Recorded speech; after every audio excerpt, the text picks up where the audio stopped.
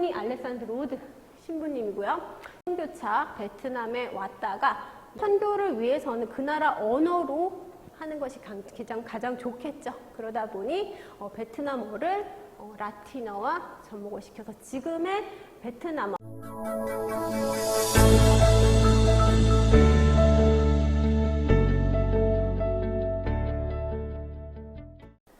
네, 안녕하세요. 오늘은 동양의 파리, 베트남 호치민이라는 주제로 한번 알아보려고 하는데요. 그러니까 이제 그러면 우리가 일단은 호치민이라는 도시가 어떠한 도시인지 알아봐야 되겠죠. 그래서 일단 이게 죄송합니다. 네. PPT를 보시면 제가 읽어보겠습니다. 호치민시 사이공은 이제 제가 방금은 저희 주제가 동양의 파리 호치민이라고 되어 있지만 사실상 호치민이라는 것은 이제 인물의 이름이거든요. 그렇기 때문에 여러분이 이제 도시에 대한 걸 이야기하실 때는 꼭 호치민시라고 이제 붙이셔야 됩니다. 이것이 이제 베트남 사람들과 대화할 때는 이 호치민시를 호치민시라는 이제 요 베트남어 위에를 보시면 여기 읽으시기는 어렵겠죠. 제가 그래도 한번 읽어보면 타잉포 호치민이라고 써 있는 거거든요. 근데 여기 이 타잉포라는 것이 도시라는 의미인데 베트남에서 호치민시를 이야기할 때 이 타잉포라는 이 말을 붙이지 않으면 호치민에 대해서 불경하게 말한다 라고 여기서 화를 내는 사람도 있어요. 그렇기 때문에 꼭 호치민시라고 불러주시거나 제가 옆에 가로로 사이공이라고 썼는데요. 호치민시의 또 다른 이름으로 사이공이라는 이름으로 부를 수도 있습니다. 현재에도 두 가지 다 쓰이고 있어요. 네, 그래서 보시면은 호치민시는 베트남에서 가장 큰 도시이며 정치, 경제, 문화, 교육의 중심지 중 하나이다. 현재 호치민시는 수도 하노이와 함께 베트남의 중앙특별시에 속해 있다라고 썼는데요. 자, 여기서 제가 여기 밑줄 친 베트남에서 가장 큰 도시다라는 말이 현재에는 틀립니다. 이유는요, 이제 몇 년 전부터 하노이가 아무래도 수도인데 이 가장 큰 규모를 이제 이 두 번째 이 호치민시에 뺏긴다라는 것, 물론 이것만은 아닙니다. 하지만 이러한 이유도 하나로 하노이 수도 확장 계획을 세우면서 지금 그 하노이 원래 하노이 구시가지를 포함해서 이 주변의 여러 지역들을 포함하면서요. 그래서 주변 도시들을 포함하면서 지금은 3,344 제곱킬로미터의 확대로 되면서 지금은 하노이가 가장 큰 도시가 되었습니다. 그래서 요거는 여러분이 이제 기억하시면 수정을 보시면 되겠죠. 그렇다면 호치민은 현재 2061로 두 번째로 큰 도시가 되게 된 거고요. 하지만 여전히 이 호치민시는 하노이와 함께 보시다시피 정치, 경제, 문화, 교육의 중심지 중 하나라고 볼 수가 있습니다.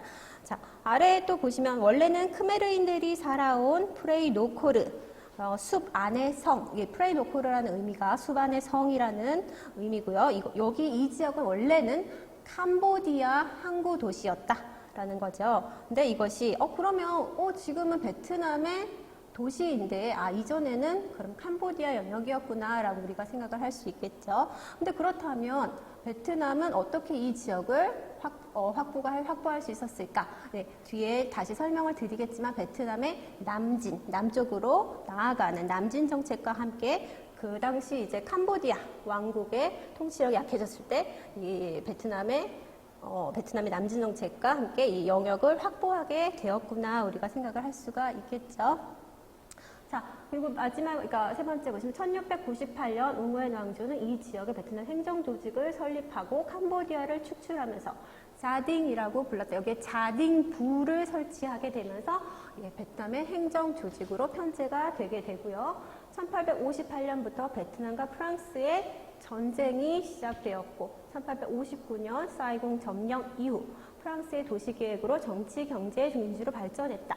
그러면서 프랑스의 영향을 받은 이 시기에 이제 우리가 지금 오늘 동양의 파리, 호치민시라고 이야기할 수 있는 여러 가지 건축물들이 이 시기에 건축 양식들이 지어졌고 이것이 현재까지도 전해지고 있다 이렇게 보시면 되고요. 네, 원래는 이제 제가 뒤에도 다시 설명을 드리겠지만 베트남의 원래 주 민족은요. 경족, 낑족, 베트남어로는 낑이라고 하고요. 한자로는 경족이라고 합니다. 그래서 우리가 서울 경자죠. 그래서 경족이라고 부르는데요. 사실 이 베트남 총 인구의 70%를 이 경족이 담당하고 있고요. 하지만 이 현재 이 남부 그 베트남족의 어원은 그 중국 양자강 이남 일대에 거주하고 있던, 그리고 그 광동과 광서 이 지역까지 아우르고 있던 백월족이라는 그 족이 원래는 베트남의 그 고유 종족이었습니다. 여기서 이 백월족의 한 부류가 현재의 낑족이 된 거라고 이제 생각을 하시면 되는데요. 이 백월족에서의 그 월이 우리가 아는 그 베트남의 위엣, 그러니까 한자 베트남의 어원은 이제 우리가 이제 계속 다시 보겠다 이런 얘기만 하네요. 뒤에 다시 나오지만 베트남어를 여러분이 보시면 라틴어를 써서 말하지만 베트남의 어는 원래 이제 그 한자 기원, 그 베트남의 책에는 한자 기원이 좀 많이 있어서 한자를 아시면 베트남어를 배우는데 조금 더 베트남 단어를 습득하시는데 좀 더 수월한 경향이 있습니다. 근데 여기서도 백월의 그 월자는 우리가 아는 그 베트남의 그 위엣이라는 비엔남이라고 하는데 그 위엣을 가리키면서 베트남의 그 전통 부족을 의미하는 말이다라고 이제 보실 수가 있고요. 네, 아유, 제가 촬영이 하면서 하려면 시선을 어디다 둬야 될지도 모르겠고 지금 약간 어수선한데 양해 부탁드립니다. 네, 어쨌든 다시 봐서 여기는 일단 저희가 기본적으로 호치민시에 대해서 제가 정의를 쓴 거기 때문에 한번 보시면 되고요. 아닌가? 네, 제가 기계도 조금 어려움이 있습니다. 네, 다음으로 또 1887년에 이게 이제 전에랑 같이 보면 더 좋았을 텐데 이제 프랑스 식민지화가 되면서 프랑스령 인도차이나 연방이 인도차이나 연방은 당시 그 베트남뿐만이 아니라 그 인접 국가인 캄보디아와 라오스 일대에 모두 프랑스 식민지화 작업을 이야기하는 거고요. 그리고 이후에 이제 1차 인도차이나 전쟁 주행에 1954년 디엠비엠프 전투에서 프랑스가 호치민이 이끄는 비익민에게 패배하고 물러나는데 됐으나 베트남의 남쪽은 다시 프랑스의 지원을 받는 베트남 공화국이 탄생한다. 1950년 총리가 된 바오다이 황제는 사이공을 수도로 삼았다. 네. 지금까지 이렇게 보시면 사실은 아무런 정보가 없기 때문에 조금 어려우실 텐데요. 일단 제가 이 부분에 대해서 뒤에 다시 설명을 하는 것이기 때문에 한번 이런 거를 오늘 우리가 보려는구나 한번 보시면 좋겠고요. 이후 사이공은 남베트남의 이제 우리 이 남베트남이라는 것은 우리가 여러분이 이제 월남전을 잘 아실 거예요. 그 월남전 이전 상황이 이제 북부 중국이 수호하는 북부와 그 남방, 미국 소에 우리가 이제 미국과 이제 프랑스 소인 남방으로 나눠진 이 상태에서 이 사이공 남방의 이 사이공은 남베트남의 수도다라고 보시면 되는 거고요. 2차 인도차이나 전쟁이 일어나고 1975년 4월 30일 그러니까 하면서 죄송합니다. 베트남이 통일된다. 이 2차 사이공 전쟁이 이제 여러분이 아시는 월남전을 보시면 될 것 같고요. 그리고 1970년 사이공은 이제 호치민을 기념하기 위해서 이름을 호치민시라고 바꾸면서 오늘날의 모습을 갖게 된다라고 일단 기본적으로 여기서 보실 거는 원래 사이공이라는 이 지역은 베트남의 고대에서는 베트남의 영역이 아니었구나. 그러다가 베트남의 남진 정책으로 이 지역을 원래는 캄보디아 영역을 베트남이 확보하게 되고 그리고 이후에 프랑스의 통치가 시작되면서 프랑스 점령지가 되고 이후에 우리가 아는 이 월남전을 거치면서 베트남의 민이 이 남방을 차지하면서 현재의 호치민시 통일된 베트남의 형태를 갖추었구나. 이 정도 개념을 잡고 들어가시면 좋을 것 같습니다. 좀 제가 빠른가요, 말이? 괜찮나요? 네. 그래서 보시면은 네, 제가 계속 딴 거를 이게 지도가 제가 듣기로 PPT가 좀 잘 예, 보이지 않는다라고 이야기를 하셔서 제가 조금 우려스럽지만 네. 그 지도, 그래도 우리가 오늘 배울 베트남에 대해서 알려면 지도를 한번 봐야겠죠. 굉장히 베트남은요, S자로 예, 길게 이제 뻗어 있고요. 최단 북부 지역에서 남반까지 1650km라고 합니다. 그러니까 굉장히 긴 거죠. 그리고 중앙에가 굉장히 잘록한 허리가 굉장히 잘록한 모양이죠. 이곳은 굉장히 이제 여기 산맥이 있어서 사실은 이 지역에서 제가 폴짝 뛸 수가 없네요. 그래서 이 북부에서 이 중부까지 넘어가는 데는 굉장히 험준한 산맥이 막 가로막혀 있어서 사실상 굉장히 교통이 어려운 지역입니다. 네, 우리가 오늘 보는 베트남의 원래 정식 명칭은 제가 여러분한테 원래 이걸 물어봐야 되는데, 예, 베트남 사회주의 민주공화국이죠. 하지만 요새는 사회주의라는 표현을 많이 빼고 써요. 그래서 베트남 민주공화국이라고도 이야기를 합니다. 네, 저 여기 있다 보니 제가 여기를 계속 보게 되는데, 네. 그래서 굉장히 이 북부, 중부, 이게 같은 국가이면서도요, 이 북부와 그 남부의 지리적인 차이, 그리고 기후적인 차이가 굉장히 크게 나는 지역이고요.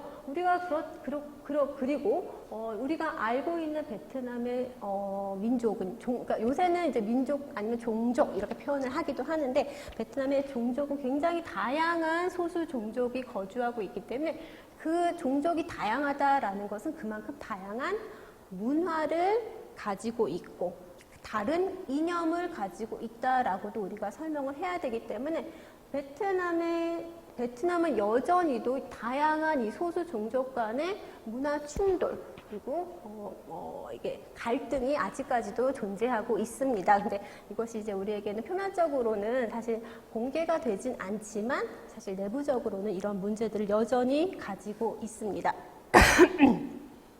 네. 그리고 이제 어쨌든 우리가 좀 보자면, 저기 별표 있죠? 그래서 베트남의 수도인 하노이.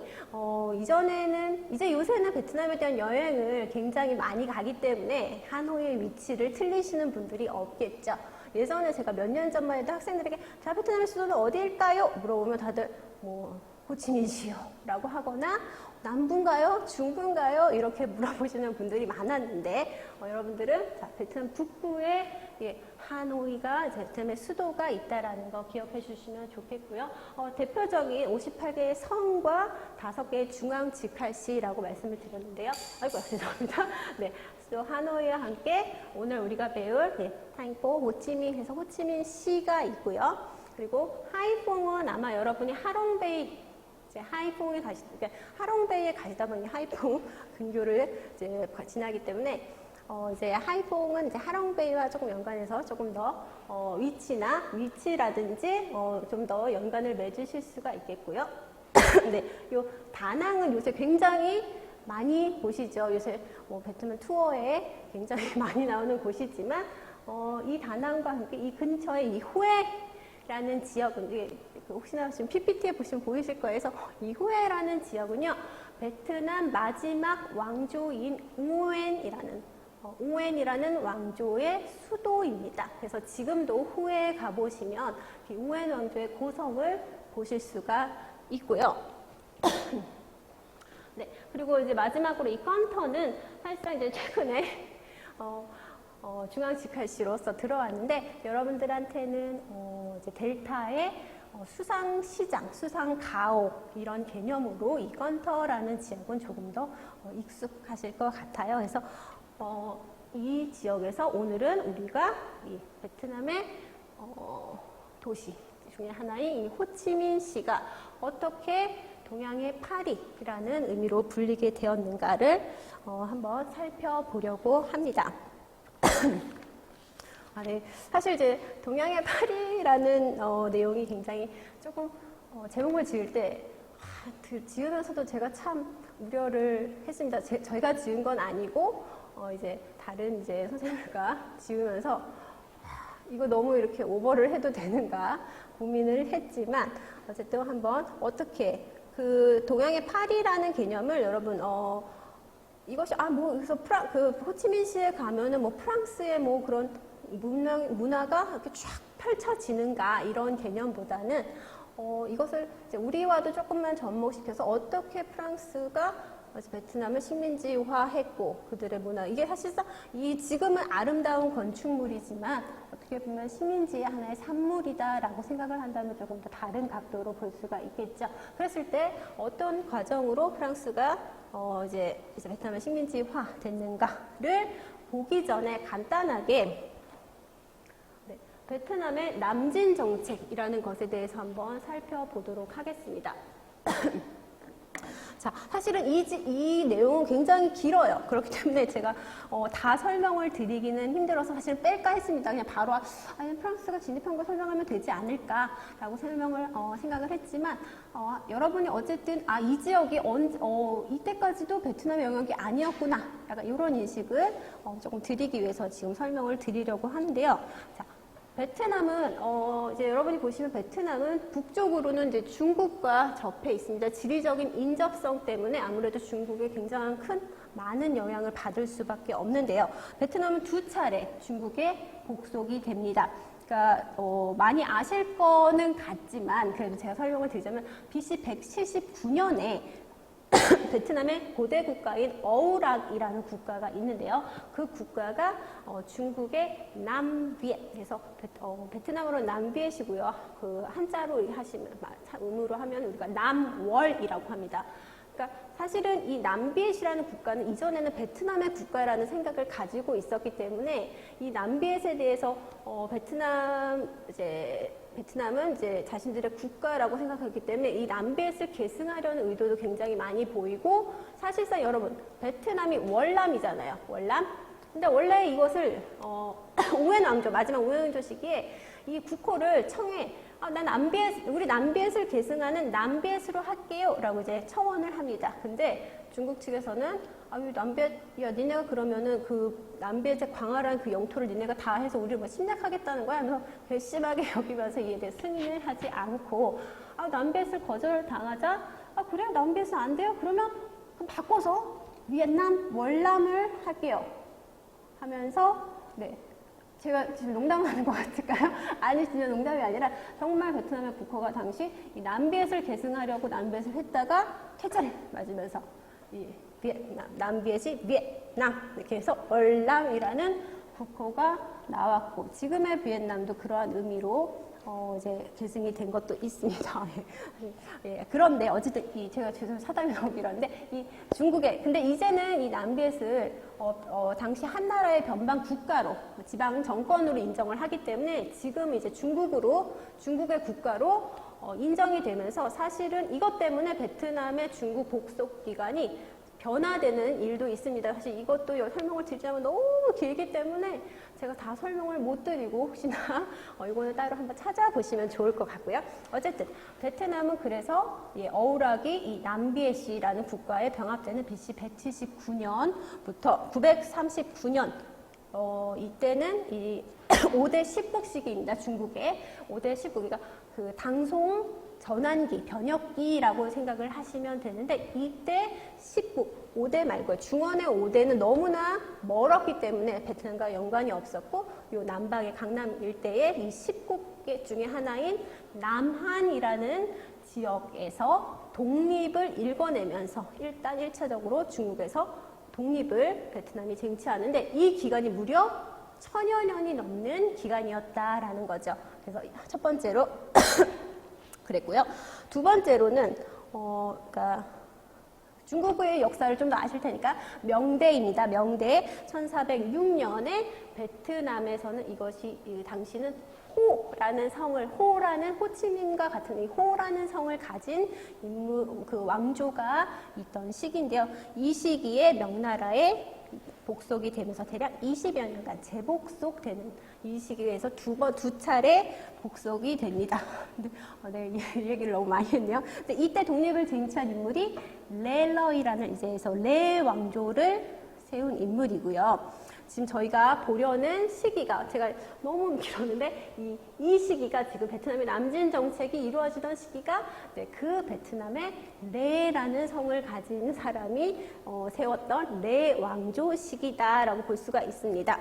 근데 이 레 왕조는 중반에 이르러서 급격히 쇠락을 하게 되고요. 한때는 여기 보시면 여기 요 MAC 막이라는 성을 가진 사람이 이 레왕조를 찬탈을 하게 되면서 또 그 과정에서 이제 레왕조 복원 운동이 일어났겠죠. 그때 이 복원 운동을 도와줬던 이 옹웬 씨, 옹웬 이게 성입니다. 옹웬의 성을 가진 사람 인물과 이 찡이라는 성을 가진 이 두 가문이 부흥하게 돼요. 그렇게 되면서 네, 이후에 이제 이 내왕조 세력, 이 내왕조에서 권력을 잡게 되는데, 근데 원래 주도하던 사람은 제일 더 힘이 세던 사람은 이 옹웬 씨였어요. 이 사람이 갑자기 독살을 당해요. 갑자기 그러면서 그 자신의 권력을 사위였던 이 찡 씨, 그러니까 아무래도 강하니까 서로 사돈관계를 인처관계를 맺었었는데 이 찡 씨 사위에게 자신의 권력이 모두 다 넘어가게 됩니다.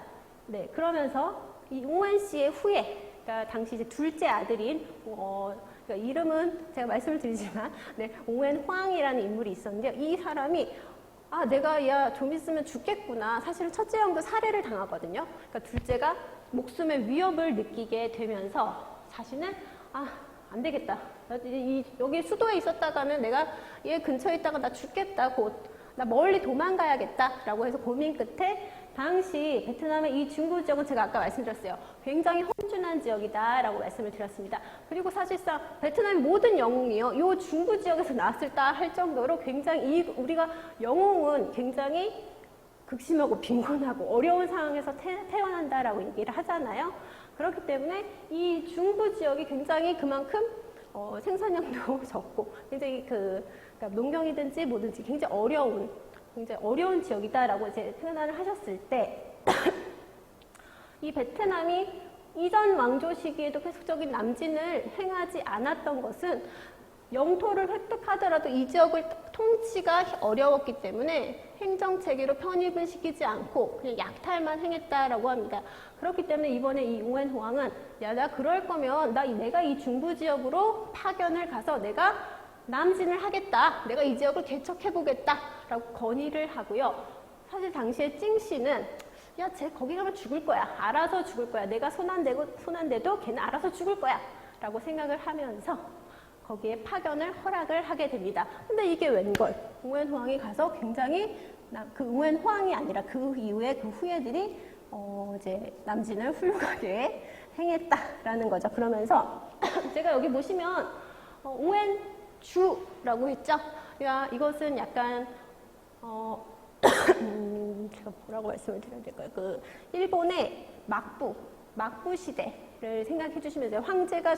왕이 존재하지만 왕의 통치력이 약하고 이후에 군사 정권들이 이제 통치하던 그 막부 체제 있죠. 일본에 그 생각을 해주시면서 그래서 베트남에서는 이들을 이제 그러니까 이거는 여전히 레 왕조 산하에 권력을 잡은 군주라고 해서요. 주어라고 불렀고 주라는 뜻입니다. 그래서 주어 옹웬 주어 찡이라 네 파리가 네 그래서 옹웬 주 찡주 이렇게 불렀고요. 여기서 보시는 옹웬 주라는 것은 이 방금 말씀드렸던 그 옹웬 호황의 이 옹웬 그 주어 옹웬을 의미하는 것이다라고 보시면 되고 그래서 옹웬 호황의 남하가 시작되었고 점차 남하를 하면서 이 남방, 이 맹콩 델타 이 지역까지도 이 시기를 거쳐서 포섭을 네, 하게 되는데요. 이때 이제 단독적인 도움보다는 당시 이제 명청 변혁기 때 이 청에 반항하던 그 명예 장수들이 바다를 타고서 이 옹웬으로 넘어옵니다. 망명을 하는 거죠. 그래서 이때 있던 이런 장수들을 이 남쪽 메콩 델타로 파견을 시켜서 그들을 도움을 그러니까 중국인들의 도움을 받아서 이 남방 델타 확대하는데 네, 도움을 받았다라고 보시면 됩니다. 죄송합니다. 물 한 입만.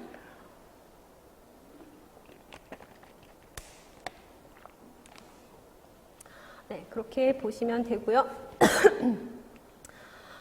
그러던 것이 이제 이 찡주와 옹웬주 상황에서 근데 여기서요. 이 남진 정책을 취한다라는 것은 무엇을 의미하는 걸까요?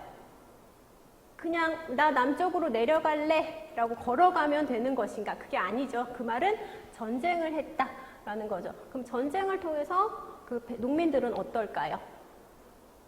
착취를 당할 거고요. 그리고 아까 말씀드렸듯이 이 지역은 순수 베트남민의 거주지가 아니었기 때문에 다양한 이념을 가진, 다양한 문화를 가진 소수 종족들이 자리 잡고 있었는데 이들을 물론 이제 회유책을 썼기도 했지만 무력으로서 이들을 진압시키는 과정에서 이들과 대치 상태가 나타날 수가 있고요. 이미 네, 이 북부는 이미 부패한 상황이었고 이 지역은 계속된 남진 정책으로 이제 피폐한 상황에 이르렀어요. 그러면 우리는 보통 어떤 일이 벌어질까요?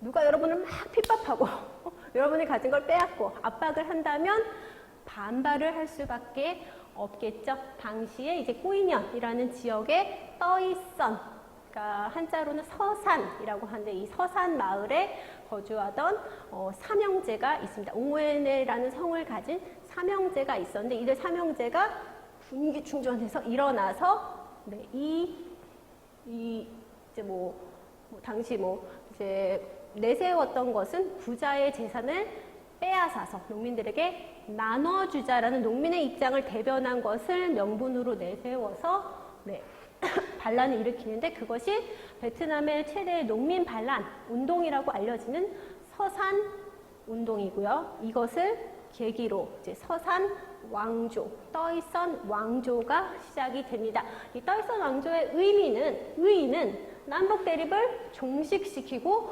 베트남을 어쨌든 하나로 통일시키는 데 일조를 했다라는 거죠. 여전히 이 영역을 다 포함을 하면서 시끄럽나? 죄송합니다. 네, 하면서 이제 남북 대립을 종식시켰다라는 것에 의의를 갖고요. 그리고 그러던 것이 네. 근데 이 떠이선 왕조는요, 이 떠이선 왕조 일대로 이제 후계 과정에서 문제가 생기면서 결국에는 금방 30여 년 만에 끝나게 됩니다. 제가 여기서 그냥 말씀드렸던 거는 어쨌든 이 남북 대립 이후부터 남진을 거듭하면서 지금의 영역을 확보했고 이것이 떠이선 왕조를 거치면서 남과 북이 이제 그 대립이 종식이 되면서 하나의 지금의 통일된 베트남을 영역을 이루었다라는 거. 그러다 보니 제가 이 옹웬 왕조까지도 봐야 돼서 여기도 잠깐 보면요. 네, 이 떠이선 왕조가 일대로 결국 끝나게 됐고 그러던 중에 당시에 그 우리 옹웬 씨 세력 있죠? 이 사람들을 완벽하게 모두 몰살을 할 수가 없었기 때문에 이 옹웬 씨의 후예 중에 한 사람이 옹웬 푹 아잉이라는 사람이 있어요. 완복영이라는 사람이 있는데 이 인물이 당시에 도망가서 베트남의 이 남방, 이 일대로 도망가서 계속 세력을 키우기도 하고 때로는 여기 안 보이네요. 이제 저쪽에 태국, 이제 그때는 시암이라고 불렀는데 태국의 도움을 받으면서 계속 이 떠이선국과 대치를 하던 상황이었는데 떠이선 왕조가 멸망하면서 들고 일어나서 결국에는 1788년에는 요 자딩이라고 하면 이 남방이에요. 아까 자딩부를 설치했다라고 말씀을 드렸죠. 이 자딩을 점령하고 1802년 탕롱. 이 탕롱은 그럼 어디야? 탕롱은 지금의 하노이라고 생각하시면 됩니다. 이제 그 하노이 전설은 여러분이 굉장히 많이 접해보셨을 거예요. 베트남의 어떤 그 리라는 왕조 시기에 수도를 이전하는 과정에서 어디로 갈까 고심을 하다가 하노이에서 용이 승천하는 것을 보았다라고 해서 승용이죠. 탕롱이라는 뜻은요. 오를 승자, 그 승자의 용자입니다. 그래서 탕롱이고요. 하노이의 옛 이름입니다. 그래서 네, 탕롱을 점령했다라는 거는 남방에서 북방까지 그래서 모든 그 베트남의 통 지역을 이때 완성했구나라고 생각을 하시면 되면서 그렇다면 우리가 아는 베트남의 그 지금의 우리가 볼 호치민시는 1558년 이후에 그 남진 정책을 통해서 확보가 된 거고, 그러면 그 이전까지는 베트남의 영역이 아니었구나, 베트남의 문화가 없었겠구나 라고 우리가 생각을 하실 수가 있게 되는 거죠. 자, 그랬을 때 이제 드디어 한번 프랑스를 만나보겠습니다. 그래서 자, 16세기에 이제 들어서면서 이제 유럽인들이 베트남에만 온 건 아니고요. 이제 베트남을 포함한 여러 동남아시아 지역으로 진출을 하게 됩니다. 왜 진출을 하죠? 그러니까 이 시기가 되면서 동양에 대한 신비를 이제 듣게 되는 거죠. 동양은 굉장히 신비한 것들이 많더라, 이런 소식들이 접해지면서 사실은 그것만 아니고 당시에 이제 영국이라든지 이런 지역에서 이런 이제 상업 활동을 하면서 그 국내 수요가 굉장히 모자라게 되면서 이것을 수출을 확대해야 되는 상황에도 있었어요. 그러던 것이 이 동양의 신비와 맞물리면서 동방 진출로 연계가 되는 건데요.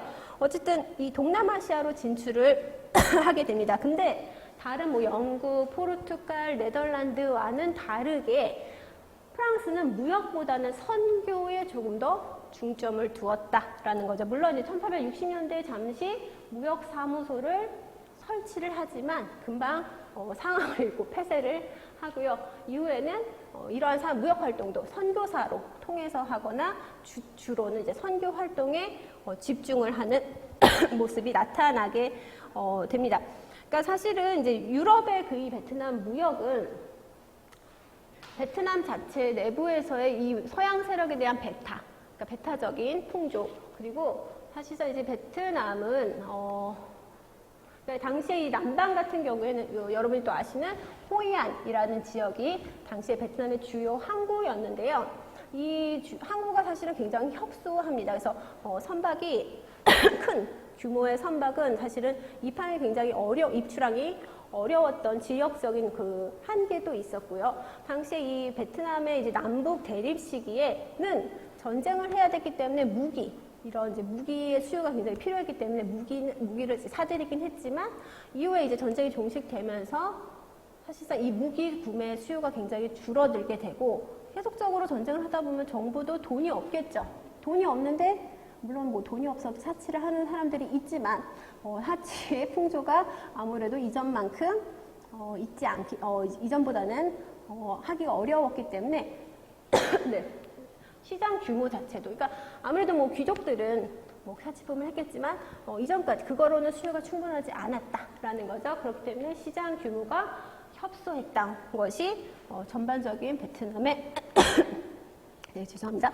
무역의 쇠퇴로 오게 되었다. 그러던 중에 이제 프랑스는 선교에 집중을 했기 때문에 아무래도 이와 함께 선교사의 진출을 굉장히 활발하게 이끌었고, 예수회를 중심으로, 이것은 중국, 일본과 마찬가지였습니다. 프랑스 정책은 다 동일하게 나타났는데 예수회를 중심으로 선교사의 진출이 나왔고, 이때 진출한 인물 중에 아비뇽 출신의 알렉산드로 오드라는 이제 인물이 나타납니다.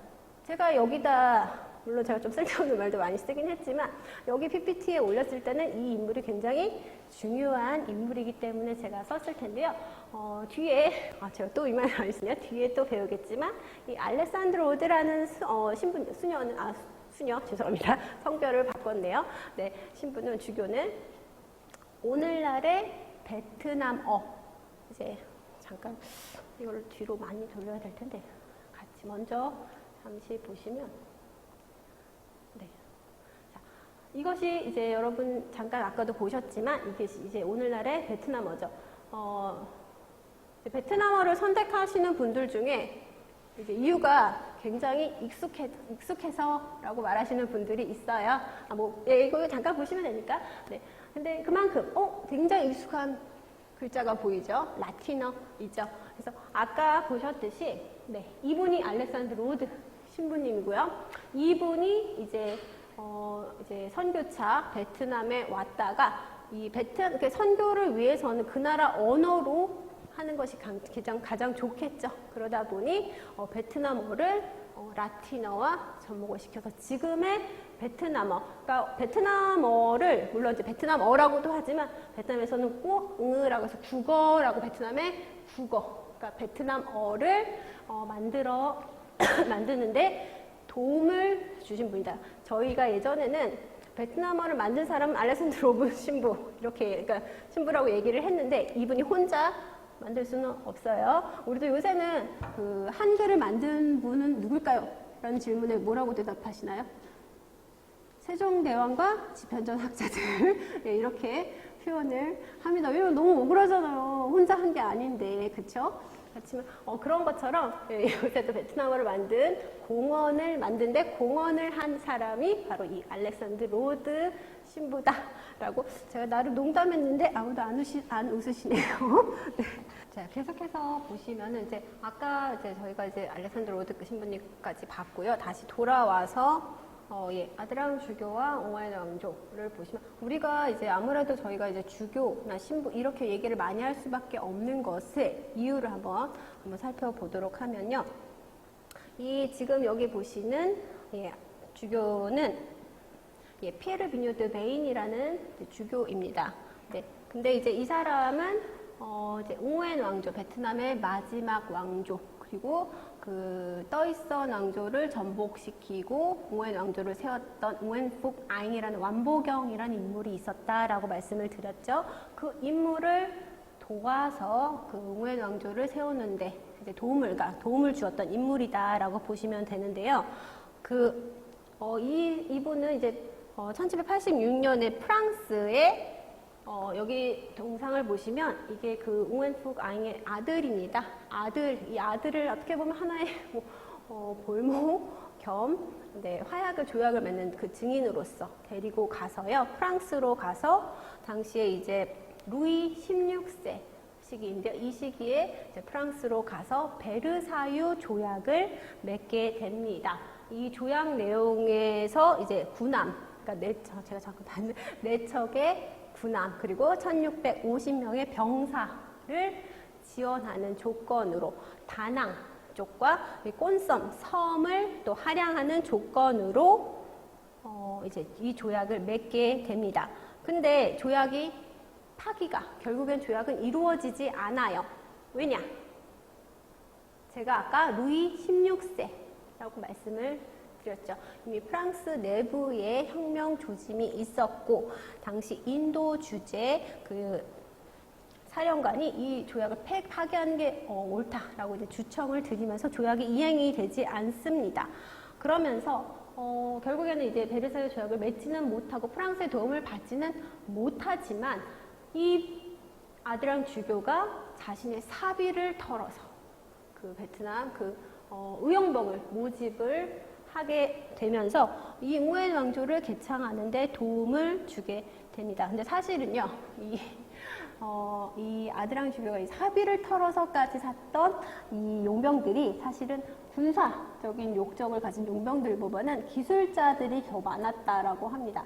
그렇기 때문에 실질적인 전투에는 많은 큰 도움을 주지는 아마 못했던 것으로 기록이 되고는 있습니다. 하지만 그럼에도 공헌을 했기 때문에 이 역할을 이제 어쨌든 인정해서 옹호의 왕조 초기에는 이 어쨌든 이 우대 정책을 프랑스에 대해서 이제 우대 정책을 폈다라고 볼 수가 있고요.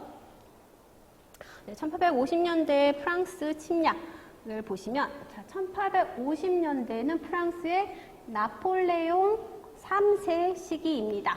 나폴레옹 3세를 여러분은 알고 계실 거예요.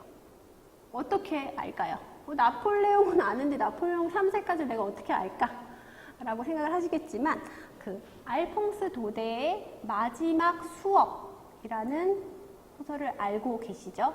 거기 그때 이제 프랑스와 이제 프로이센의 전쟁과 관련해서 이제 그 패배를 하면서 이제 마지막 수업을 하는 그 눈물 나는 내용이지요. 근데 이 배경이 당시 나폴레옹 3세의 시기다. 그러니까 여러분은 나폴레옹 3세를 알고 계시는 겁니다. 근데 물론 이제 지금 우리가 보는 시기는 이 시기에 한참 뒤지만 어쨌든 나폴레옹 3세 시기다라는 것을 보시면서 근데 이 나폴레옹 3세는 원래 전쟁을 할 정도로, 그럼 뭔가의 정복 욕구가 있는 인물이다라고도 우리가 조금 생각을 조금 더 억측을 할 수가 있는데, 어쨌든 이 시기는 대외 팽창 시기 맞습니다. 그래서 프랑스의 대외 팽창 추진하던 시기이기 때문에, 동아시아로 이제 진출을 계속적으로 하려고 하는데, 이때 이제 프랑스도 이제 진출을 베트남, 다른 여러 국가들 중에 이제 베트남으로의 진출을 이제 모색하게 된다라고 보시면 되고요.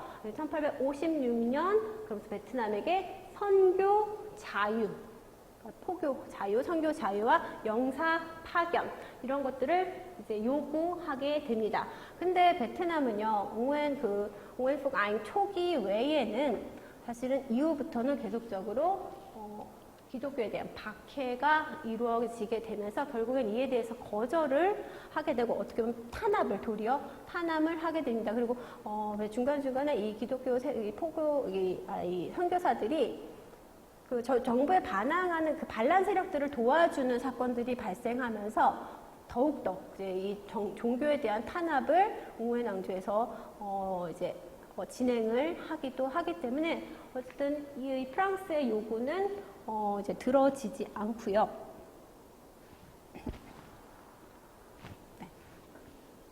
네. 그러면서 프랑스는 이제, 근데 사실은 프랑스도 모르지는 않았어요. 얘네들은 100% 거절할 거야. 근데 이 100% 거절할 거야 뭘까요? 이것을 명분으로 침략을 해야겠다. 침략의 빌미다라고 우리가 생각을 할 수 있겠죠. 근데 이제 보시면은 1858년 당시에 이제 텐진 조약, 이 천진 조약이죠. 이것은 이제 베트남과 맺은 조약이 아니고요. 중국의 당시 청과 맺은 조약입니다. 그래서 아시다시피 이제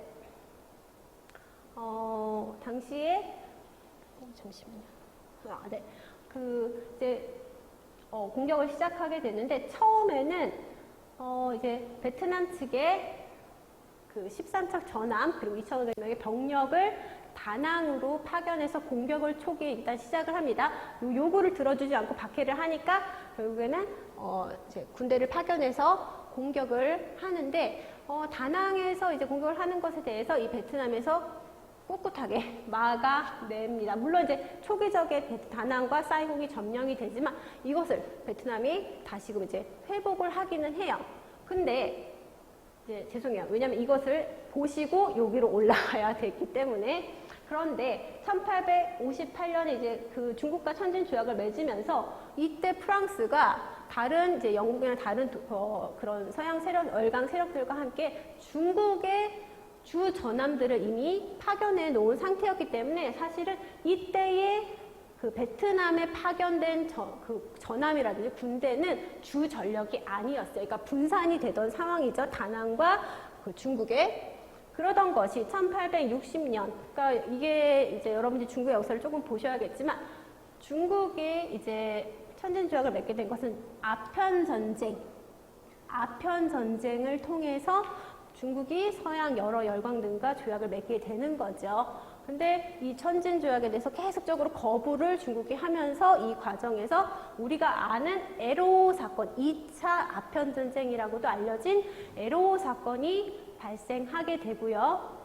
결국 이때 1860년대 중국과 이 에로 사건으로 전쟁을 하던 과정에서 1860년에 다시금 베이징 조약을 맺으면서 전쟁이 종결하게 됩니다. 그럼 중국과의 전쟁, 갈등은 끝났어요. 그럼 어떻게 될까요? 중국에 파견되어 있던 주 전력들이 모두 다 베트남으로 향할 수밖에 없겠죠. 그러면서 다시금 베트남에 대한 공세가 시작되게 되었다라고 보시면 됩니다. 그러면서 사이공 조약이 이때 맺어지게 된다라고 보시면 되고요. 이것은 1862년 체결된 프랑스와 베트남의 조약이다라고 보시면 됩니다. 그래서 죄송합니다. 물 한 잔만.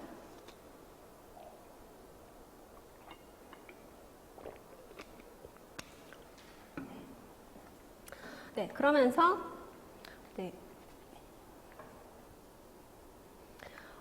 이제 당시에 이제 아까 말씀드렸던 과정으로 베트남에 대한 프랑스의 공격이 시작되고 결국에 사이공 조약을 맺게 되고요. 이때 맺었던 조약의 내용은 기독교, 포교, 자유, 그리고 여기서 코친 차이나 삼성이라고 했는데 이때 이 코친 차이나는요.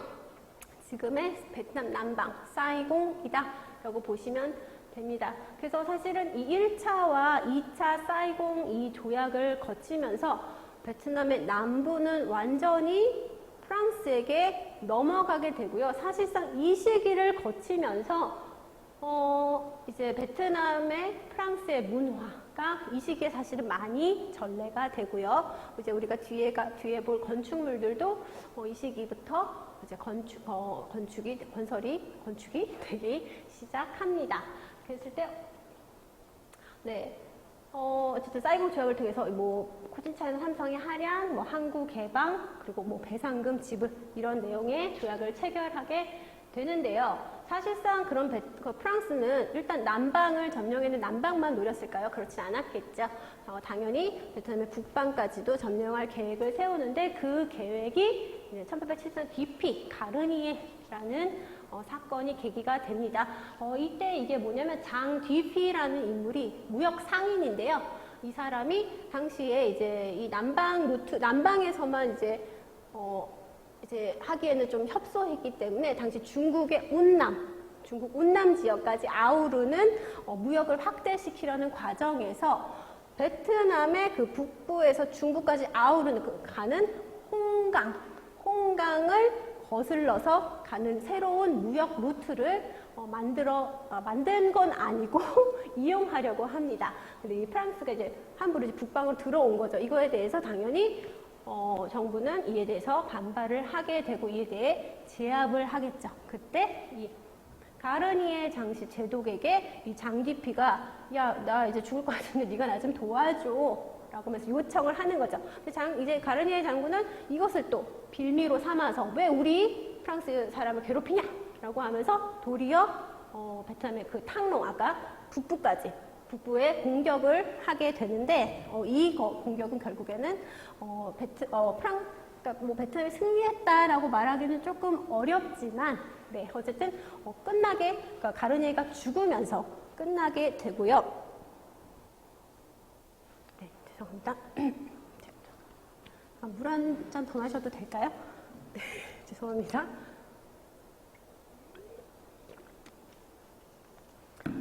네.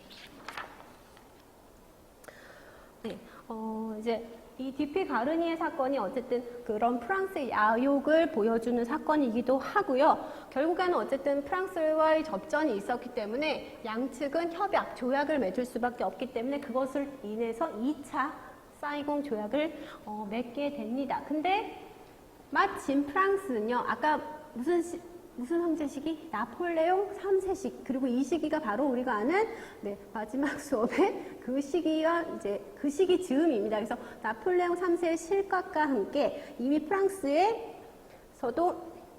변화가 있던 시기였기 때문에 사실은 이제 베트남에 조금 주력을 못했던 것도 있고 그렇기 때문에 2차 사이공 조약은 생각보다 약하게 진행이 되지만 사실상 2차 사이공 지역에서 코친차이나, 삼성, 아까 삼성이었죠? 그래서 뭐 다른 그 세 개 성을 더해서 육성에 대한 프랑스 지배에 대한 인정, 그리고 프랑스 국익에 반하는 삼국과의 조약 체결을 반대, 그리고 뭐 하노이 프랑스형 인도 주재 뭐 영사 허용이라든지 뭐 군함 무기 제공을 이제 요구하는 이런 것들을 맺었는데 여기서 사실 제일 중요한 건요, 다른 것보다는 이것이었습니다. 프랑스 국익에 반하는 제3국과의 조약을 체결하는 것을 반대하는 거.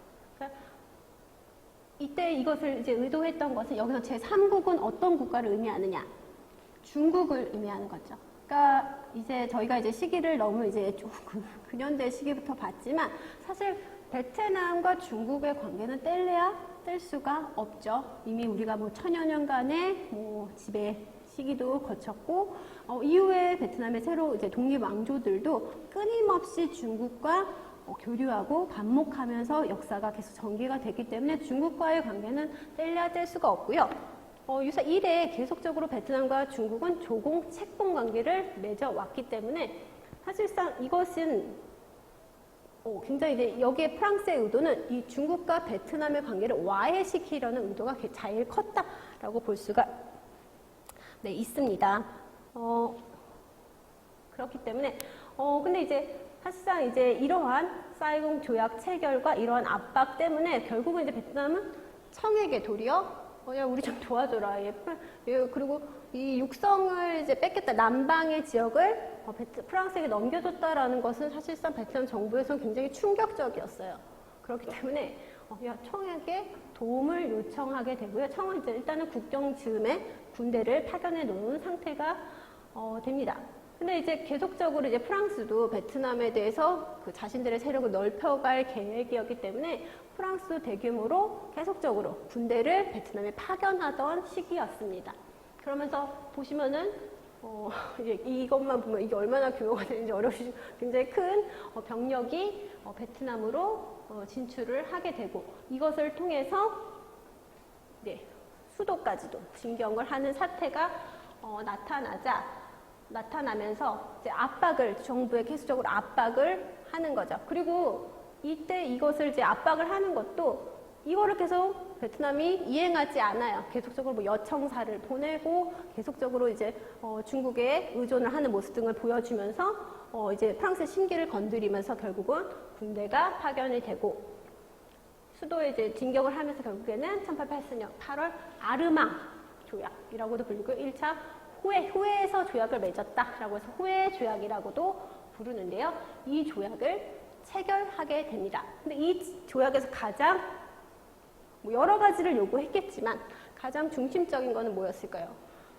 처음부터 제3국가의 조약을 이행하지 않았다라는 것에 대해서 공격을 했던 것이었고 여기서 요구했던 건 뭐예요? 베트남은 보호국화하면서 외교는 오로지 프랑스를 통해서만 하면은 베트남의 외교권을 박탈하는 그러면서 이제 중국과의 관계를 단절시키려는 의도가 강력하게 나타나는 것인데 문제는 네 그러면서 썼으니까 프랑스도 통킹 북방 주요 지역에 감독관을 파견하게 됐다. 여기까지 그래서 조약의 내용을 보시면 되지만 가장 중요했던 것은 이 두 번째 거 외교를 프랑스를 통해서 외교권이 박탈되던 시기다라고 이제 보시면 되는데 문제는 베트남은 이에 대한 인지를 못했다라고 보여집니다.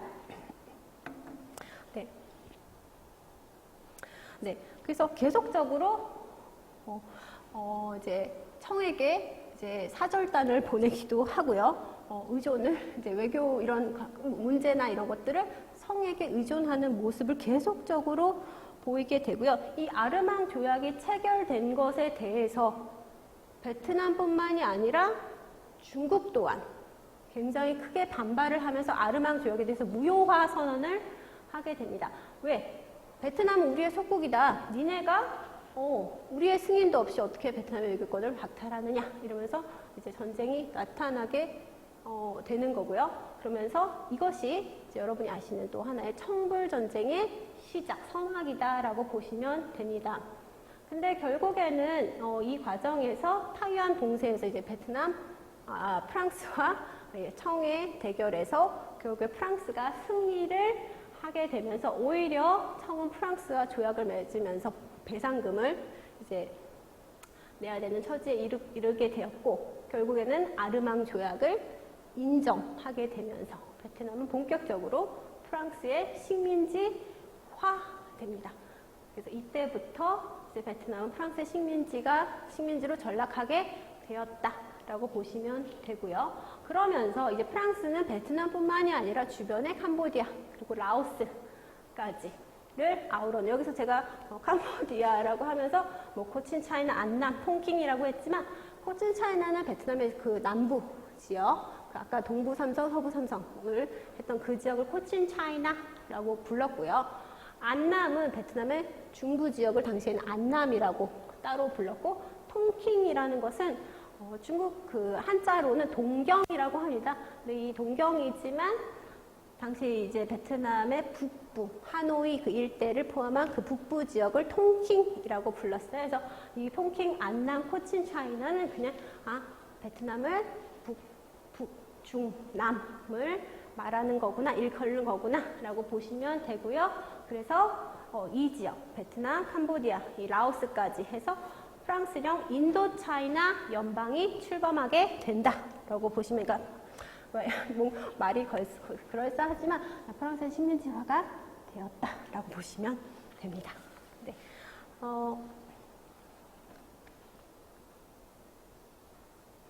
네, 이제 멋들어지게 지도를 넣었지만 사실상 아까 다시 보신 것처럼 북부의 통킹 그리고 안남, 요 중부의 안남, 요 일대 코친차이나라고 보시면 되고요. 그렇기 때문에 특히나 그 프랑스 총독이 이쪽 이 코친차이나에 주로 파견이 되고, 그렇기 때문에 아무래도 이 지역에 이런 프랑스의 영향력, 문화력, 이 문화 이런 것들이 더 전파가 잘 될 수도 있었고요.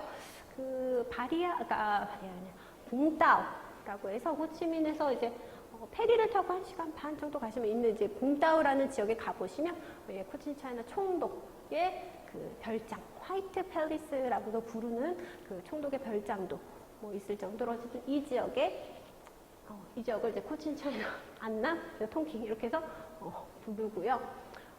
이제 너무 답답하실까봐 그 지도를 넣었지만, 이것은 당시 청불전쟁 시기에 청나라 군사의 모습, 베트남 군사가 아니라 청의 모습입니다. 그래서 이렇게 보시면 되고요. 결국에 아까 말씀드렸던 프랑스와 이제 중국과의 청불전쟁 과정에서 타이완 지역에서 마지막 접전을 펼치다가 프랑스가 이기면서 청불전쟁이 끝나고 결국에 아르망 조약의 승인과 함께 베트남의 식민지화가 되었다. 이렇게 보시면 되겠고요. 이해가 되실까요? 자, 사실 1, 2차 여기까지를 사실 끝으로, 이거 아닙니다. 끝 아닙니다. 끝으로 사실은 이제 이 뒤에 건축물을 봐도 좋은데, 그래도 조금만 더 보도록 하면요. 그러니까 여기는 사실 1, 2차 인도차이나 전쟁은 저보다 여러분이 더 많이 아실 수도 있어요. 그래서 어쨌든 이 인도차이나 일대는 19세기부터는 이제 프랑스뿐만이 아니라 이후에 다른 여러 서구 열강들이 이제 진출을 하면서 침략이 어떻게 보면 본격화된 시기죠. 베트남은 아까 말씀드렸듯이 프랑스의 보호령에, 그러니까 식민지화가 되었다라고 보시면 되고요. 근데 그 이에 대해서 당연히 베트남도 이에 대한 저항을 하게 되겠죠. 그러니까 계속 되게 우리가 뭐 오늘 잠깐 얘기 드릴 것은 뭐 프랑스의 문화의 영향, 뭔가 아름다운 부분을 볼 것 같지만 사실상 식민지화라는 상황을 우리가 생각한다면 굉장히 이 남방에서의 압제, 프랑스의 압박과 그리고 침탈, 수탈 이런 것들이 이루어지겠구나라고 볼 수가 있어요. 그러니까 오늘은 이제 좋은 면만을 보려고 했지만 사실상 뭐 농경지 수탈이라든지, 그러니까 일제 시기에 우리나라에 행했던 정책들과 유사한 토지 몰수라든지 이런 정책들이 사실상 이 남방에서 프랑스를 통해서도 베트남에 행해지기는 했습니다. 그렇지만 어쨌든 이러한 압제가 있었다라고 보시면 되고요. 더군다나 이제 2차 세계대전 이후에, 이게 조금 갑자기 쑥쑥 넘어가게 되지만 2차 세계대전 이후에 2차 세계대전 종식과 함께 당시 식민지 국가들은 독립을 준비하게 되는 거죠. 당시에 이제 호치민이 이끌던 비엣민이라고 하는 월맹이죠. 월맹 세력들은 베트남 민주공화국을 설립을 하면서 이제 독립을 선언을 하는 모습이 나타나는데, 여전히 그렇다고 프랑스의 압제에서 그래서 벗어났냐라고는 볼 수가 없습니다. 여전히 당시에 이제 열강들의 어떻게 보면 동남아시아 이 지역은 열강들의 잔치 지역이었죠. 그렇기 때문에 여전히 프랑스의 영향력을 벗어날 수는 없었고, 더군다나 남쪽의 경우에는 이 월맹, 이 비엔밍, 호치민이 이끄는 이 월맹을 받아들이지 않고 계속적으로 이것을 대체할 인물을 찾다가 찾은 사람이 우엔 왕조의 마지막 그 황제라고 일컬어지는 바오다이 황제가 있었어요. 이 사람은 당시 프랑스 유학을 갔던 인물인데, 당시 2차 세계대전 시기 거의 끝 무렵에 이 사람의 세력을 이제 끌어들이려고 이제 프랑스에서 급하게 귀국을 시킵니다. 근데 바오다이도 자신도 베트남 사람이기 때문에 이 프랑스에게 좌지우지 되기는 싫었죠. 도리어 이제 일본에게 붙다가 결국에는 이 호치민의 비엔밍에게 이제 퇴위를 요구당하면서 사실은 토사구팽 당하던 시기였는데, 이 프랑스의 입장에서는 이 사람, 이 바오다이를 자신들의 편으로 이제 이끌어서 정부를 수립하게 되고요. 이것에 이제 대립, 이제 북부와 이제 남부의 대립이 이제 이쪽으로 나타나면서 이제 프랑스에 위시하는 이 정부와 이제 호치민의 정부가 이제 벌이는 전쟁이 1차 인도 차이나 전쟁이다라고 볼 수가 있습니다. 그래서 그 1946년부터 이제 이 전쟁이 시작이 되는데, 이제 이 전쟁 시기에는 사실상 이제 우리가 조금 봐야 될 게, 호치민은 공산이죠. 이념이 공산주의죠.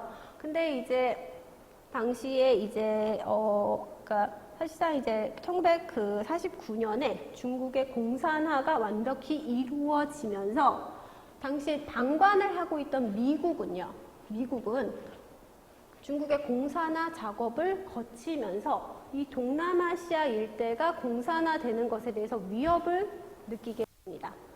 그러면서 그때부터 이제 군사를 원군을 보내면서 이제 군사적인 지원을 이때 프랑스에게 하게 되고요. 그러면서 소련은 자연스럽게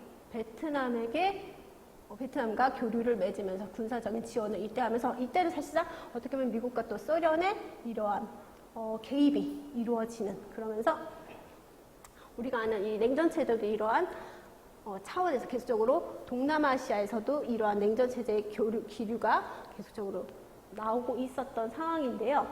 그러던 상황에서 베트남에서는 이 디엔비엔프, 아까 그 청불전쟁은 아까 타이완에서 종점을 찍었다면, 이 베트남과 이 프랑스의 마지막 접전은 요 디엔비엔프라는 지역에서 끝을 맺게 되는데요. 그러니까 사실 이 디엔비엔프라는 지역은 베트남의 거의 중국 북쪽, 북서쪽, 그러니까 중국 거의 인접 지역인데요. 거기는 굉장히 산간 지역입니다. 이 지역을 이제 제가 여러분들, 사실 저도 가보긴 했는데 여러분들 보여드릴 수는 없지만 굉장히 험준한 지역이에요. 교통이 굉장히 험준한 지역입니다. 이때 군사적인 그런 대공포라든지 이런 모든 것들은 항공 수송만 가능했다라고 해요. 그러니까 프랑스에서는 여기를 그래서 요새를 여기 활주로를 땄고요. 여기를 요새화해서 베트남을 공격하려던 전략을 짰던 거죠. 근데 의지의 이 베트남 사람들은 그러니까 베트남 사람들이 감히 여기에 이제 접근을 못할 것이다라고 이제 프랑스는 생각을 했겠지만, 베트남 사람들은요 자전거와 그 가인이라고 해서 이렇게 등에 메고 있는 보침, 베트남에 놀러 가시면 이렇게 해서 여기 이렇게 들고 다니는 거를 잘 보실 수 있는데, 그거를 이끌고 거기에 대공포와 식량, 탄약 등을 싣고 자전거와 그걸 가지고 그 디엔비엔프에 자신들의 군사 물자들을 옮겨왔고, 결국에는 54년 3월부터 이제 전쟁된 시작에서 총공격이 이루어지고 5월에 베트남의 비행미의 승리로 이 디엔부 전투에서 프랑스는 패배하게 됩니다. 죄송합니다. 네. 당시 이제 프랑스 자체는요, 당시 이제 경제 불황이 있었기 때문에 사실 프랑스 자체 여론이 이 전쟁에 대해서 굉장히 부정적이었다라고도 합니다. 그리고 이제 당시에 이제 베트남의 입장에서는 이제 베트남이 당시 이제 중국까지 합세를 하던 상황이었는데, 이때에 이제 1954년에 이제 제네바 회의에서 한국과 인도차이나에 대한 이제 평화를 논의하다, 이런 이제 의논이 있었던 상황이기 때문에 이 전쟁에 승리를 해야지만 뭔가 베트남이 그런 협상 테이블에서 유리한 고지를 차지할 수 있었기 때문에, 이 때문에 중국과 베트남이 정말 혈안이 돼서 이 전쟁에 모두 다 쏟아부었다라고 합니다. 그랬기 때문에 베트남이 그 어려운, 사실은 굉장히 불리한 조건 하에서도 승리를 할 수 있었던 것, 정말 모든 혼신을 다해서 총 공격을 했기 때문에 가능했던 것이다 라고 이제 우리가 볼 수가 있는데요. 네, 결국에는 1954년에 이제 이 제네바 회의를 통해서 이제 이러한 이제 휴전이 나타나게 되는데, 사실은 이제 제가 여기 쓰진 않았지만 이 제네바 회의에서, 그러니까 여러분 이제 사실은 우리가 계속 보면은 뭐 중국이 계속적으로 우리가 도와주잖아요.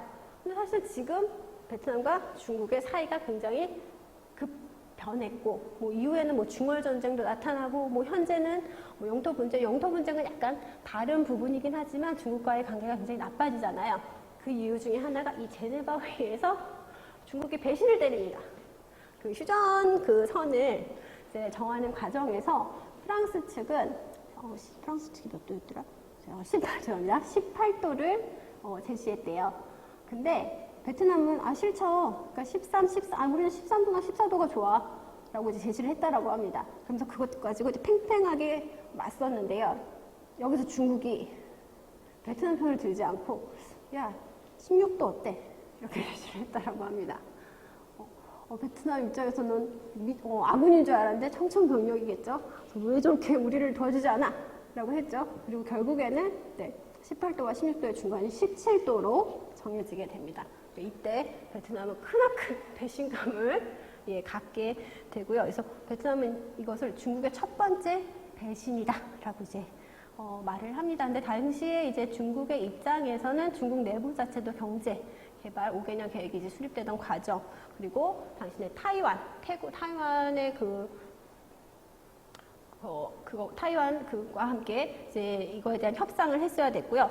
당시에 이제 서양 열강의 흐름 속에서 이런 이제 국제 관계의 흐름 속에서 자신이 여기서 베트남보다는 이제 프랑스나 이제 다른 서구 열강의 편을 들어줬을 때 이후에 자신들의 국익을 챙기는 데 더 유리했기 때문에 사실상 중국의 입장에서 자신들의 국익을 생각한다면 이때 이제 16도로 제시한 건 어쩔 수밖에 없었지만 어쨌든 베트남이 바라본 중국과의 관계에서는 굉장히 배신감을 느꼈던 사건이다라고 볼 수가 있습니다. 하지만 어쨌든 간에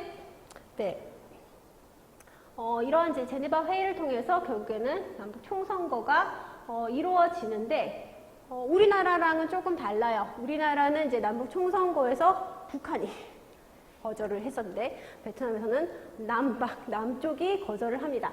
왜냐하면 이제 아무래도 당시에 그 인구수 비례로 하다 보니 남방의 인구가 북방보다 부족했기 때문에 그 선거를 했을 경우에 불리할 것이다 라고 생각했기 때문에 미국이랑 당시 남베트남 정부가 총선거에 대해서 거절을 하고요. 이후에 남부가 단독 선거를 통해서 베트남 공화국이 탄생하게 됩니다. 뭐 이 이후의 과정은 남방의 남베트남 민주 해방 노선 그게 베트콩이죠. 그래서 호치민을 돕는 북방의 호치민을 돕는 남방 군대라고 생각하시면 되고 이게 나타나게 되고 결국에는 우리가 아는 1964년 통킹만 사건을 계기로 2차 인도차이나 전쟁이라고도 일컬어지는 월남전이 나타나면서 그리고 이제 월남전이 끝나가면서 현재 베트남 사회주의, 요새 사회주의를 빼지만 사회주의 민주공화국이 탄생하게 된다까지 보시면 되는데요. 네.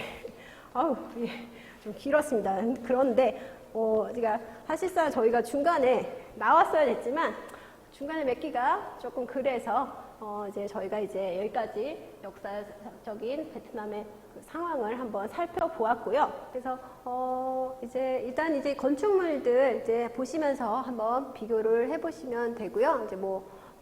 이제 그 중앙우체국의 경우에는 요 중앙우체국 중앙에 있는 시계 자체가 공기압을 사용하는 시계였다라고 합니다. 그래서 어떻게 보면 근대화의 산물 중에 하나다라고 이제 대표되는 이제 물건이죠. 그리고 사실 여기 자세히 보이시지는 않지만 이 건물 외벽에 이제 조그맣게 이렇게 그 프랑스의 과학자들의 이름들이 다 이렇게 이제 새겨져 있다라고 합니다. 그래서 프랑스가 이것은 내가 지었다. 뭐 이렇게 대표적인 위력을 보여주는 건축물 중에 하나이고요. 제가 이제 실내 사진을 담지를 못했는데 그 중앙우체국 내부를 보시면 굉장히 안에 딱 들어가시면 중앙에 돔이 이렇게 있으면서 중앙 그 철골이 이렇게 휘어서 곡선을 이루는 그 내부 구조를 이루고 있다라고 합니다. 근데 이 그 철골, 이 당시에 이렇게 그 철근을 이렇게 그 곡선으로 만드는 그 기술이 그 프랑스의 대표적인 기술이었다라고 하고요. 당시 이 중앙우체국을 사실 이것은 이걸 참조하시면 제일 좋지만 이제 이것을 이 프랑스 이 그 철권 구조 그 기술을 가지고 이 중앙우체국을 설계했던 인물이요. 프랑스 파리 에펠탑을 만든 구스타브 에펠이 요 설계에 참여했었다라고 합니다. 그리고 그러니까 어떻게 보면 이 중앙우체국은 그 프랑스가 보여줄 수 있는 그 베트남 그 근대화 그리고 프랑스의 기술력 그런 것들을 모두 다 총체적으로 표현한 건축물이다라고 볼 수가 있겠죠. 그렇기 때문에 여러분이 호치민시에 가보시면 꼭 이 중앙우체국을 한번 방문하시면 좋을 것 같고요. 네, 그리고 요 파리시청과 그 호치민 인민위원회 청사, 이제 외부적인 건축 구조라든지 제가 미술사 전공은 아니라서 정확하게 설명을 드릴 수는 없지만, 네, 이제 양식을 이제 프랑스의 그 프랑스의 건축이로서 이제 지어진 건물이다라고 보시면 되고요. 이 노틀담과 이제 사이공, 베트남의 그 사이공 대성당, 대성당은 사실 이제 하노이에도 있고요. 이 호치민에도 있습니다. 이제 사이공에 있는 건 사이공 대성당 이렇게 불리우는 건데요. 아까 말씀드렸듯이 요 그 붉은 벽돌 이게 무슨 네오 고딕 양식이라고 합니다. 네. 근데 어쨌든 이 붉은 벽돌 하나하나 모두 프랑스에서 공수해왔던 것이다 라고 이제 보시면 되고요. 이게 1863년부터 1880년대까지 이 대성당이 그러니까 성당이 지어지게 되고요. 사실 대성당으로 인정을 받은 것은 이제 1962년쯤에 사이공 대성당으로서 이제 인정을 받게 되었다라고 합니다. 그리고 안 보이네요. 죄송합니다. 여기서 조금만 더 앞쪽으로 가면은 여기 마리아 이렇게 기도하는 마리아상이 하나 있는데요. 이것도 이제 프랑스에서 가져온 곳이다라고 합니다. 그러니까 그만큼 이제 프랑스의 이제 이 세 건축물을 통해서 동시에 이제 프랑스의 기술력, 건축 그리고 문화가 전파된 모습을 이제 살짝 보실 수가 있는 거고요. 자, 아까 말씀드린 거가 어떻게 보면 이제 프랑스의 또 영향력이다라고 본다면 가장 크게 꼽을 수 있는 것은 뭐 이런 건축, 뭐 이런 것도 있지만 양식 이런 것도 있지만 베트남어, 국어에 이제 영향을 주었다라는 것이 아무래도 가장 큰 거겠죠.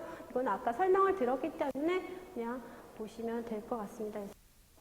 베트남 뭐 이게 그래서 베트남 포르투갈 사전 라틴어를 사용한 그 베트남 라틴 그러니까 우리가 생각하는 그 뭐 영영 뭐 영한 이런 사전 것처럼 사전을 이제 만들어내기도 했고요.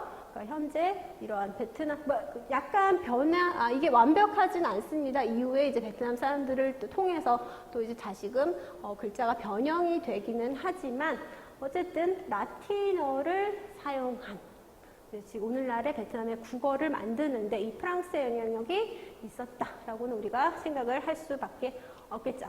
그리고 또 하나, 또 건축, 뭐 언어 이런 거는 조금 관심이 있지만 제일 관심 있는 거는 아무래도 먹는 거겠죠.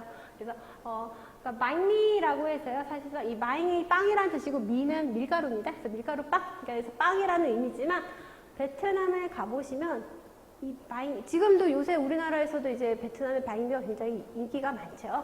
그래서 이 바잉미도 프랑스 음식 문화의 영향을 받은 하나의 산물이다 라고 우리가 생각을 할 수가 있겠습니다. 그래서 이렇게 그러니까 사실상 우리가 뭐 동양의 파리, 뭐 호치민시, 물론 이 바잉미는 호치민에만 나온 건 아닙니다. 이제 바잉미는 이제 전역에 베트남 전역에서 굉장히 주요 하나의 이제 음식이긴 하지만 어쨌든 이 건축물이라든지 이러한 문화적인 영향 이런 것을 논할 때 물론 우리가 도움을 받았다. 베트남이 도움을 받았다라고는 할 수가 있겠지만 우리는 이제 가슴 깊이 느낄 수 있는 부분이 있지요. 그래서 이 배틀 트립 죄송합니다. 네, 이것을 소개하는 방송에서도 이런 건축물을 보면서 아름답고도 슬픈 건물이다라고 표현을 합니다. 그래서 제가 그걸 들었을 때 굉장히 공감을 할 수 있었던 표현이라고 생각을 합니다. 그래서 우리가 이런 영향을 받았지만 그럼에도 그때 식민지 하에 있었던 그런 어려움, 고통을 잊어서는 안 되는구나 그런 생각을 한번 하게 되었던 방송이었기 때문에 여러분 한번 참고를 해보시면 좋을 것 같고요. 네, 오늘 이렇게 강의를 마치도록 하겠고요. 이 표현은 베트남어로 여러분 이제는 베트남어를 아시는 분들이 굉장히 많아요.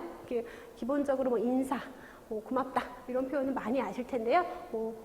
이거는 고맙다라는 표현입니다. 그래서 씬 까먼이라고 하면은 고맙습니다, 고맙다라는 표현이고요. 씨는 약간 공소운의 표현이거든요. 오늘 수업 듣느라 너무 수고 많으셨습니다.